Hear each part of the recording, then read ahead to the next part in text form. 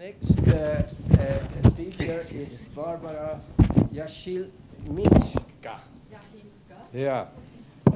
And she is from the Jersey Harbor Institute in Poland, yes? Yes. Yes. Please. Thank you for introduction. Upper? Yes? Maybe now is good? It's better? No. No, it's better, yeah. Here? Okay, now I think it's okay. First of all, I would like to thank you, organizing committee, that I have opportunity to present my work about the characterization of the physicochemical characterization of the dendrimer as a multifunctional nanocarriers. The dendrimers is a special class of polyelectrolyte that is very densely branched, well-defined spherical molecules, and have very many different applications. But we are focused on the biomedical application for this dendrimer and our motivation for work. We would like to control the architecture or the layer it is formed on the solid support, find the convenient support for proteins and biological active nanoparticles. Additionally, quantitatively interpret experimental involved polyelectrolyte adsorption and design smart molecules carriers based on dendrimer structure. If we would like to control the dendrimer adsorption on the solid support, in the first we start some physicochemical characterization and in the bulk solution. For this, we use the three non-invasive method that is very common use for the characterization of polymer nanoparticles, and we choose the dynamic light scattering, electrophoretic mobility, and dynamic viscosity.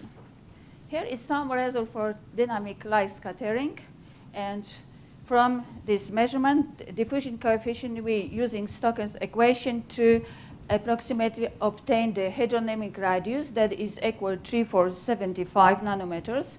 And for the measurement, we choose the sixth generation of dendrimers, which contain the tertiary and primary amino group. And of course, if we would like to adsorb the dendrimer on solid support, very important is charge of the molecules. For this, we perform electrophoretic mobility and calculate zeta potential for these particles. And here is some example of the dependence of the zeta potential electrophoretic mobility versus pH for three different ionic strengths. What we obtain that if the pH is low, that tertiary and primary amino group is protonated, that we see the high mobility of the particle. If we have a high pH, there's an isoelectric point for these molecules. That if we have a hydrodynamic radius and zeta potential, we are able to calculate using Lorentz-Stock's formula effective charge of the molecules. And from this calculation, we obtain that in the maximum effective charge is only small part and nominal charge for these particles. That is due to counter-ion condensation. And the next measurement when we perform is the dynamic viscosity measurement. We use capillary viscometer and obtain dependence in relative viscosity versus volume fraction. From this dependence, we are able to obtain the intrinsic viscosity, and from Einstein model predict that for spherical monodisperse, not charged particles, the intrinsic viscosity is equal to 2.5. But for our nanoparticle, we obtain the slope with equal 7.5. That means that we have a soft branched polyelectrolyte with fuzzy structure. And here is some images of our dendrimer. Is the seed is this monodisperse spherical particle. But if we would like to know strictly the shape of the nanoparticle, the atomic force microscope will be more suitable. And here is some example of our dendrimers in the gold support, and you see it's spherical. But if we measure the size of the nanoparticle, we obtain that the radius is equal for 4.5. That means a little bit higher than from hydrodynamic radius. What happened? This molecule is soft, and if adsorbed on the negatively charged surface, but is positively charged, that the very high attractive forces play the role, and this dendrimer start to flatten it upon adsorption. And it's example for the molecular dynamic simulation, what was performed by Welsh, that if we have some molecules like the dendrimer and they adsorb on the surface with it charged, we see deformation of these molecules, and it depends on the density charge of the surface, density charge of the molecules, and additionally ionic strength and pH, because we need to control the charge of the molecule, which adsorb on the surface. But if we would like to control the formation of layer on the solid support or multi-layer, we need to choose some convenient method for this. What we choose to is the quartz microbalance and the superplasmon resonant. For the person which are not familiar with this method, is some example of the result. If we adsorb with the baseline, we will start to put the electrolyte. We see the baseline, and we adsorb after that dendrimer. That is, the signals go up. That we measure frequency shift in the QCM method, and if is going down, that means the mass is go up. And if we rinsing using buffer, if the molecule is adsorbed reversible, that we see this signal go down. In irreversible, the signal is stable. And we need to take into account that in this method, we measure the molecule is adsorbed on the surface, and additional water is associated with the molecules. That the water is water that is then in the structure of the dendrimer, is around the water and around the nanoparticles, in the water in between the particles associated in the film. And that is the first experiment for the adsorption and dendrimer on the gold surface, and we choose for this for one ionic strength, and we change only pH. What we obtain? If we start with the low pH, the signal from shift is not so high. You see it's going down, and after this very stable. But if we go then the higher pH, the signal is higher. And we, using Sauerbrei model, we calculate the shift of frequency to mass is adsorbed on the gold surface. We use Sauerbrei model because our energy dissipation is not so high in this case, that we use this model because it's the suitable for rigid monolayer with form on the surface. And what we obtain when we compare the mass which adsorb on the surface in different pH, that if we start here in pH 4, the mass is not so high. But if we go to higher pH, the mass is higher. We need to remember that the dendrimer is the low pH is very charged, but if we go to higher pH, is the low charged. That means the interaction between the nanoparticles, the play the role, the electrostatic interaction is very important. But if we know that we have a spherical nanoparticles and is monodispersed, the different monolayer will be formed on the surface. In the theoretical point of view, it's possible to form hexagonal, regular, or the randomal monolayer. If we have a hexagonal monolayer, you see the coverage is very high for this monolayer. If we form the regular, that is a little lower. But in the randomal adsorption, that the maximum coverage is much lower. And what happened when we adsorb the dendrimer? Is a few examples from atomic force microscope for the same experiment, that different time of adsorption. We start here with some low coverage on the surface and go with a higher time of adsorption, and we see that the dendrimers is randomly adsorbed on the surface. That we know that the maximum coverage for the system will be 0.54% of the area for adsorption. And the QCM method, I told that is suitable for measure the mass with water, and is a good method for the following swelling process if is happened in the system. That we perform some measurement that we adsorb the dendrimer in pH 10. It start here pH 10. We're rinsing with pH 10, and after that they change pH for 8 and 6. And after that, back to the pH 10. What happens? Signal go down, and after that back the same level that it was before.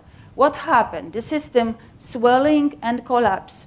We repeat this process few times, and the system, it was reversible. That is swelling and collapse. That means depends of charge. This form the globular structure, and if it's not charged, and if it's high charged, start to swelling. And to be sure that is what is happened with the structure dendrimer, we perform the dynamic molecular simulation for the same condition, the same ionic strength for different pH. And when we see, when we start and low, maybe we start with higher pH, this, you see there's a globular, very dense structure. But if we go for the low pH, you see there's some cavities inside the structure. Yes, that the structure is open and closed. Depends is the much protonated or is not protonated. That is the molecule is able to have some cavities for the drug delivery. And from the dynamic simulation, we obtain the radius of the dendrimer and its change with pH, and is very well correlated with our dynamic light scattering measurement and our changes in the QCM measurement. But in the QCM method, we are measured the mass plus the water. But we exactly would like to know that is formed monolayer or dendrimer, that we choose the second method for the following kinetic adsorption on the dendrimer on solid support. And for this, we choose the sulfur plasmon resonance. This is optical method, that the signal is come from only for the molecules is adsorbed on the surface. And we know strictly the emission of the channel that we use and all the parameters we needed to calculate average mass transport rate constants. If we know this, we are able to predict the kinetic of adsorption dendrimer to the surface. And from this, we are able to choose the best condition, concentration of dendrimer to be follow the kinetic of adsorption dendrimer. And it's the dependence of coverage versus time and mass versus time. And here experimental result to compare our calculation. And you see that the initial dependence is very good correlated with our prediction. And here is some result from the sulfur plasmon resonance. We repeat the same experiment that from the QCM, that the same ionic strength, but we change only pH. And what we obtain, the trend in this method is similar, that if we're starting with low pH, the mass is not so high. It is the dependence of resonance angle versus time, and here is the mass versus time. And here for pH 4, the mass is about 25 nanogram per centimeter square. But if we go to the higher pH, you see the mass is higher. But strictly we see that in pH 10 is the shift, big shift. What happened? When we compare the result, the mass versus pH, we see that here slowly the mass is increased, but here is some shift that happened that here, at isoelectric point, the particles start to aggregate. But what happened when we see the mass and interaction between dendrimer? If the pH is low, that is the dendrimer is high charged. That is the high electrostatic interaction and is not formed a dense monolayer. If the pH is higher, we see the structure will be most dense. And what is additionally we able to extract from this measurement? If we compare the coverage versus time, and we're able to see the dependence between the coverage and zeta potential, if the zeta potential is high, that the density of the monolayer is not so dense. If the zeta potential is lower, the density of monolayers is higher. What additionally we're able to calculate, if we compare the result and the coverage in the different pH, we obtain the effective radius for the molecules, and the effective radius for pH 4 is 2 times higher than for pH 9.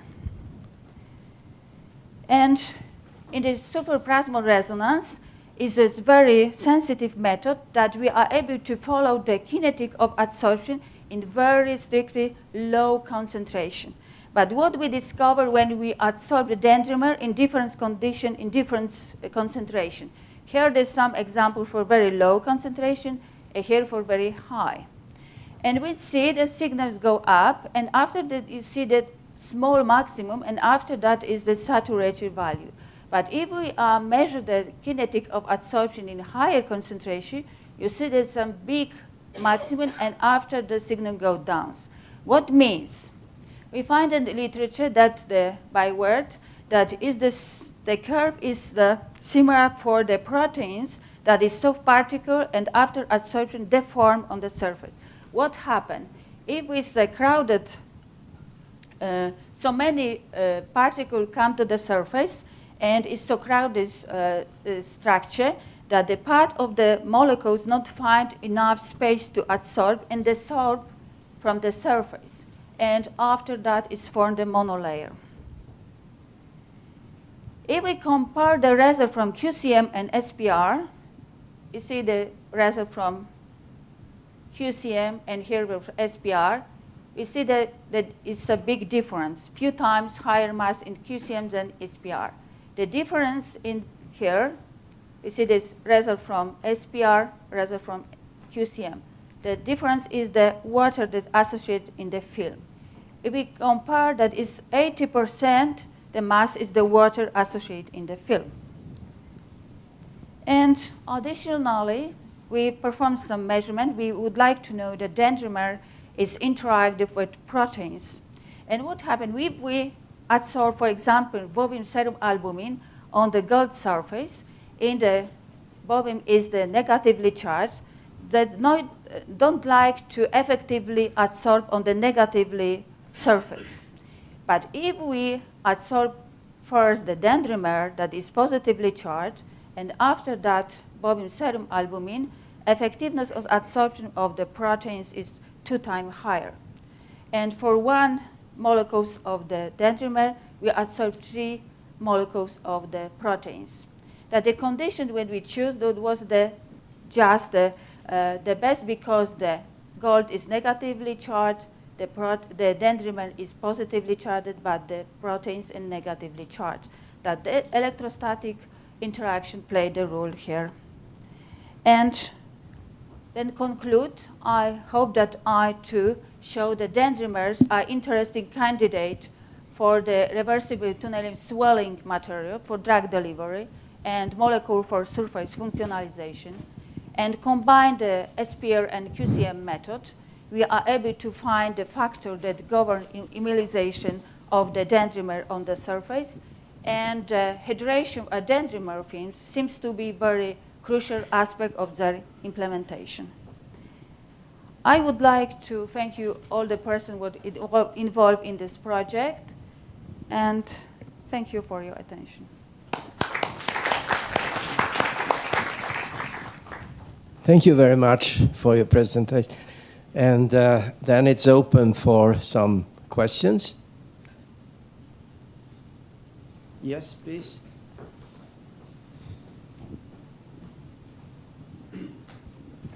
Thanks for your talk. I was wondering, you mentioned that the dissipation was low low enough. That's why, I mean, Sauber equation was effective. Yeah. But you mentioned many times that the swelling of the structure with water. So I'm wondering if this is coherent with a small dissipation. Usually when I mean a polyelectrolyte or any swell a lot, I mean dissipation increases a lot. Yes. Yeah. So you didn't mention that. So that Yes. The dissipation is high only in the pH 10. okay. That if you compare that the dissipation is very low in the between the pH 4 to 9, but it starts to aggregate, the dissipation is too much higher. That we use the Sauer-Bray model to calculate the mass. Yeah, Okay. that is true. Just a quick question about the polydispersity of your particles. It's monodisperse. Yeah. Okay, so because overshots might come also for polydispersity issues, but in your case it's not the case. It's very low polydispersity. Polydispersity is very low because from dynamic light scattering, the PDE is very low. That is very monodisper, and from the atomic force microscope we see that is only small difference between the molecules is adsorbed, and I think the evidence that it's monodisper. We not see there's a big difference between the molecules, even it adsorbed on the surface. Thank you. Any other? Yes, please. Yeah, thank you for this very interesting talk. I'm interested in the simulation part. I don't know if you can answer details to this because I think you did the experiments and simulations. Yes, but what kind of... So the question is, how is the pH included in the model? Is it like a different number of fixed charges, or is the titration or the protonation, deprotonation really included in the model? Yes. I know some details, but this question I am able to answer you, that we change charge that is protonated, that we change strictly the number of protonated group in the molecules, that we strictly to control the protonation, yeah, depend of pH. The similar, that is the experimental part. But in here we take to account the counter-ion and water in the system. That really is just similar to the bulk solution. Okay, because what I think is that the charge at a constant pH will be different in the presence of the surface compared to the bulk. So that's why I asked. Yes, of course, yes. But we are to calculate from the electrophoretic mobility the protonation degree, yes, and we are able to know the degree of protonation of molecule different pH, and the same we control in the simulation. That I think, this parallel experiment. Okay, thank you. Any more questions? I have one question. It's about, I was wondering, I saw you did the dynamic light scattering measurements. Have you considered to do also static light scattering or small angel scattering to, in a way, see that you had the swelling and how the segments distribution would be from the core outside to the corona? Yes, we tried, but it's not so enough sensitive to see this difference. Okay.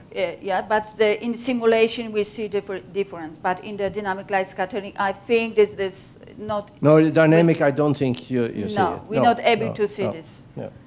Okay, thank you. Yes. Recently did a neutron study on that. It's not yet published, but we see that the flattening of the polymer coil with respect to the radius of gyration is also happening in regular linear polymers. Oh, yeah. It's considerable. It's a serious percentage. So it's perfectly in agreement with what you say. Yeah, thank you very much.